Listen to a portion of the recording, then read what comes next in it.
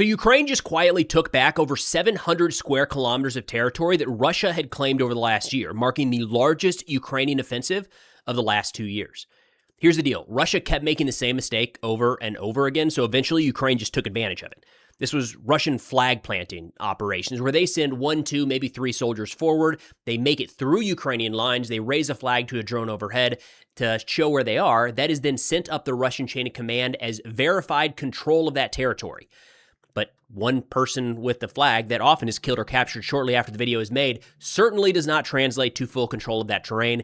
That has been a known problem in Russian reporting for years at this point. And what we just saw play out over the course of the last few months, just announced publicly yesterday, is that Ukraine has been mopping up those flag planting operations, clearing out much of this gray zone and not announcing it.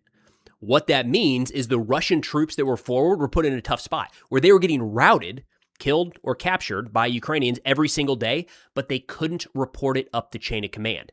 In turn, nearly all of Russia's gains in the eastern Zaporizhia direction from 2026 have been completely wiped out. They're back to square one. So let's get into what we know, the Russian response so far, and what this means going forward.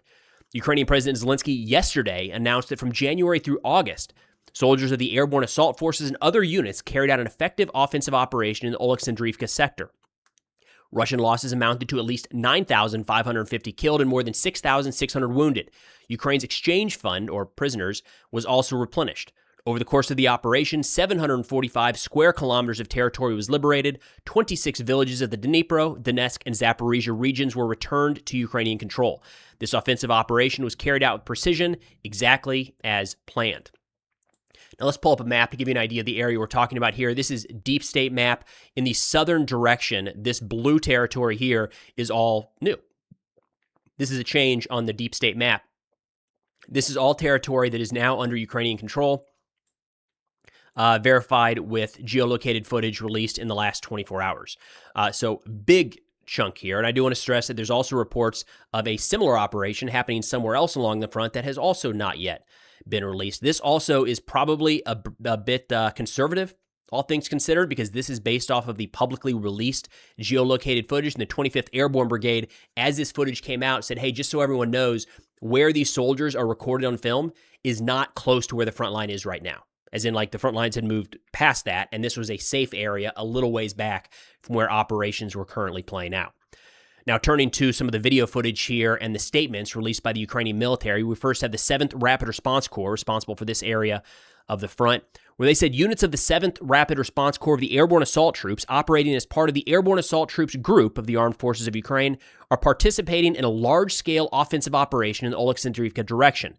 The operation has been going on since January 29th, and that's important. They say simultaneously an operation was conducted in the rear area, covering an area up to 300 square kilometers to clear it of sabotage and reconnaissance groups and infiltrated enemy forces. So this is kind of the key aspect of how this played out the way that it did, is Russia is very quick to announce, look, we have taken that village, we have taken that town, we have taken this territory. There is our soldier on the ground with a flag. We told you so. Ukraine went the exact opposite direction and didn't release any of this stuff publicly, so they watched as Russia made claims of advancing throughout a number of directions, especially in the south. They knew it to be false and just let Russia get on with it anyways. And this put the Russian soldiers and the chain of command in a very difficult situation that leads to the large-scale counteroffensive that just played out. Again, this is the largest since Ukraine pushed into Kursk in 2024. Now, the Russian response here has been pretty interesting. It's mostly just silence, which is not normal. Usually there's at least a bit of pushback here. These geolocated clips were released about 24 hours ago, so more than enough time for people to share their opinion. We're not seeing a lot of that quite yet. It does look like, however, at least a few different accounts are going to be owning up to the fact that their maps that they've been using and talking about Russian advances have been wildly exaggerated for at least a little while. But before diving into that, check out the giveaway that Ridge, the sponsor of today's video, is putting on right now. Hey, listen up. I know a lot of you skip through the ads in YouTube videos. I get it. Not today. Trust me. We've actually got an opportunity to win $100,000 cash or a new car through Ridge. I feel like that's at least worth a shot, right? Yes, it's worth the shot. So I've actually been using Ridge products for quite a while now, specifically their key kit, but I didn't know about this new power bank, so I'm going to have to pick one of those up like today, and this is why I partnered with Ridge, the sponsor of today's video. This isn't your dad's leather overstuffed wallet, right? It's sleek, durable, lightweight. It's modern. But on to the important part. Ridge is back with their legendary sweepstakes for the 6th year running, bigger than ever through September 8th. 2 winners pick between a Lamborghini, a Velociraptor, a custom Ford Bronco, or $100,000 cash. Now, you can enter for free at ridge.com/Preston, and you rack up extra entries by grabbing Ridge gear during the sweepstakes. Look, for most guys, odds are you could use a new wallet. So why not grab one at 10% off using code Preston and a shot at Ridge's biggest sweepstakes ever? Now, there's no purchase necessary to enter, genuinely, but every dollar you spend does get you more entries. So head over to ridge.com/Preston and be sure to use code Preston for 10% off. After checkout, they'll ask you where you heard about this. Tell them we sent you. And thank you so much to Ridge for sponsoring today's video. All right, so on the Russian side, there's a couple different places I want to look. First off, I want to stress that the Ministry of Defense is just not saying anything. The Russian government, the Kremlin, pretending like none of this information came out at all. All right. But when you get into the mill blogger community, it's kind of a mixed bag. One of the challenges they're going to have is that their maps have been wildly off for some time. To give you an example, pull up Russian media Rybar. Their most recent map here was put out on August 11th. They generally put one of these out almost every day. It's not necessarily every day, but today's maps that came out from Rybar was missing this one. They're like, don't talk about that one. Focus on the other areas. Be interesting to see if they actually update it and start adjusting these maps. But to give you an example of how far off some of these areas were, and mapping is tough, no doubt. We've constantly said on this channel, there's a huge gray zone that is not getting accounted for. But look at this. When we zoom in to the Alexandrivka area, the Pokrovsky area here, Russia said that just a few days ago, August 11th, they had complete control over Alexandrivka. All right, let's go back to Deep State Map to show you based off of the geolocated footage how far off that is. Alexandrivka is all the way up here. All right, so if we go with a quick ruler, you're talking about in a straight line direction, 23 kilometers that they're off. That is a massive miss. That is a huge chunk of territory. Again, look at all of this that is showing up as under Ukrainian control. Heading back over to Rybar, they are showing all of that under Russian control. Not contested, under Russian control. So it's going to be interesting to see which of these resources, which of these Russian accounts decides to kind of own up and adjust these maps accordingly. Because again, we have the geolocated footage from the Ukrainian units in the sector, and some on the Russian side are confirming it. One of those that is verifying that these geolocated clips are accurate is a mapper on the Russian side that goes by Creamy Caprice, which I always have a hard time saying with a straight face, but got it one more time today. Now, in looking at their assessments, and I do want to stress, they called out a couple of these different clips and said, yes, that is Ukrainian soldiers in that area. Yes, that is verified. Ukraine is here. They do a roll-up every month, every week, actually, but we're looking at the monthly roll-up between 3 different directions, Huliopoli, Dnipro, and Velika Novoselka, where they say, over the course of 2026, Russian sources, that they were able to take 298 square kilometers of territory. So when we look at those 3, again, moving back to the map here, we're going to have to zoom out just a little bit. You're going to see a break. It's hard to see on the map, I know, but kind of this L right here, where a lot of the blue is centered, is Dnipropetrovsk. So that's one sector that Creamy Caprice is looking at. The other 2 is Huliopoli, so a little bit to the south and to the west. The other is Velika Novoselka. So they're talking about 3 different axes of advance here. Between those 3, which are effectively covered by this Ukrainian counteroffensive, those 3 accounted for just under 300 square kilometers taken in 2026. Ukraine's counteroffensive claims 745 square kilometers liberated, most of it right here. That means that not only were all Russian gains effectively wiped out from 2026, but they've been moving backwards.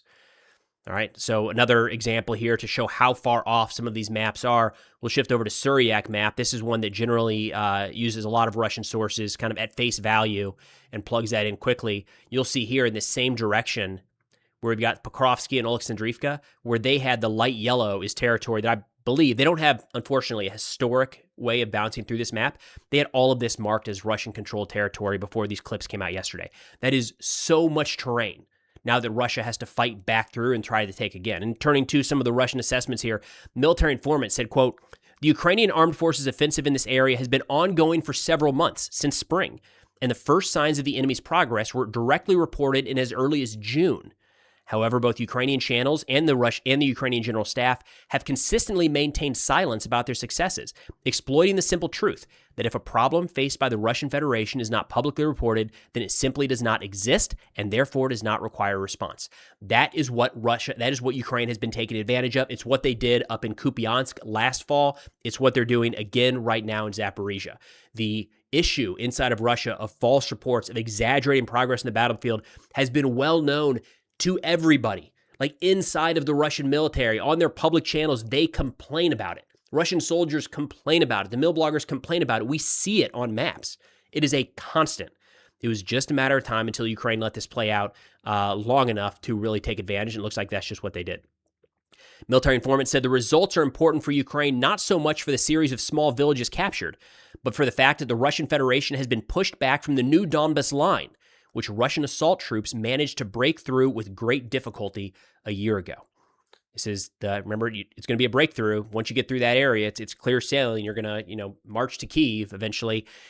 That big, massive breakthrough, the Donbas line, was highly exaggerated at the time, and you're seeing the results of it today. Now, I mentioned that there's very few Russian channels talking about this at all. Like, the normal players have just completely ignored it. Military Informant is one of the few that even addressed it at all, which is pretty notable at this point. We're going to keep an eye on that to see if that changes in coming days. But we got to go down the ladder a ways, from the larger accounts to some of the smaller accounts, to even find anyone addressing this at all. One of them, called Art Jockey Notes, a Russian kind of military blogger style channel, only 38,000 subscribers, so take this with a grain of salt. They had an interesting comment here that I thought was worth getting into, where they said, for Russian map makers, this is a difficult day. And I think it's going to be telling for whichever maps you view as more reliable or less, who updates their information today based off the geolocated footage that was put out yesterday. They say, overall, what's important here is not just the territorial gains, but the fact that the Ukrainian airborne assault troops and special operations forces have been able to completely tie down the Vostok group of forces. After taking Huliopol, this group has not gone anywhere, although I'm sure that according to all plans, they should have been storming Orikhiv by now. So back to the map here to provide a little context. What he's saying is the Russian troops were held up in Huliopol, didn't make it much past this at all, whereas they should have been assaulting even further west to Orikhiv, and very clearly they are not. So in terms of what this means going forward, there's a couple different things to keep an eye on. First off, the information space will, of course, be interesting. Who updates their maps? Who updates their information now that we have verified geolocated footage of the status of Ukrainian forces? Another one here, if you look at the Russian side, what they should do, they're not going to, but what they should do is just kind of halt, especially in this area of operations, consolidate their locations and verify friendly locations up the chain of command. Once that's on track and everyone is on the same page, then you can resume offensive operations, having an actual accurate understanding of the battlefield. That's not going to happen. I mean, we haven't seen that anywhere else, so I'm hard-pressed to see why that would happen here.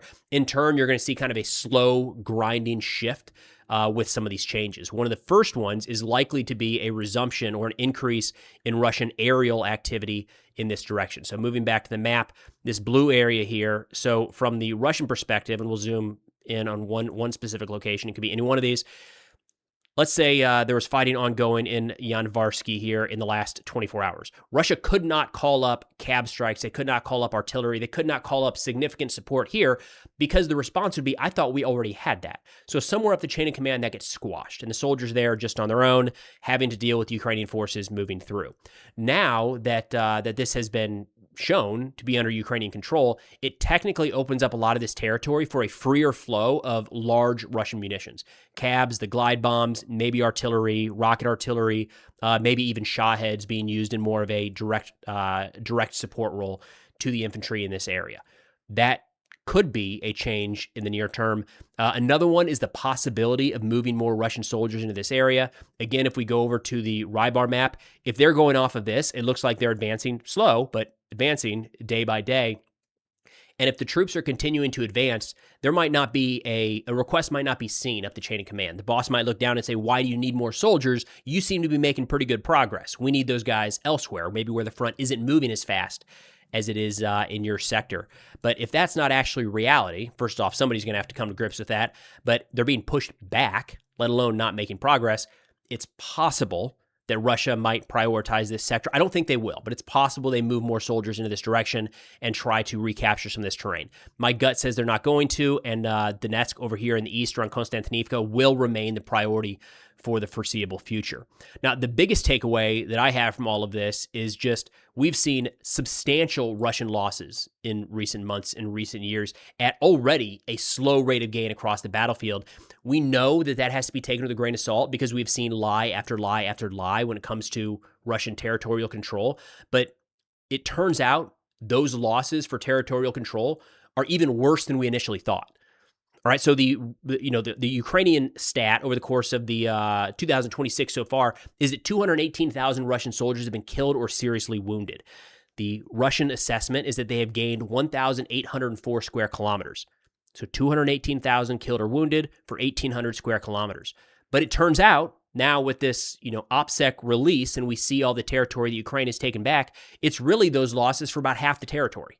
So as bad and as slow as you thought the Russian advance was, it's about half that or double that in terms of the casualties for kilometers taken. Now, again, one key note here is it sounds like there's another operation still ongoing, or if not ongoing, it hasn't yet been released to the public. We'll see if it's the same size and scope. I've got an idea where that might be playing out. But again, it looks like Ukraine is continuing to take advantage of these Russian false reports claiming they have territorial control over areas where they just don't. And at some point, that becomes an issue that Russia has to deal with. Right now, they're dealing with it in the south. But that's all we got for now. Thanks for watching, and I'll see y'all next time.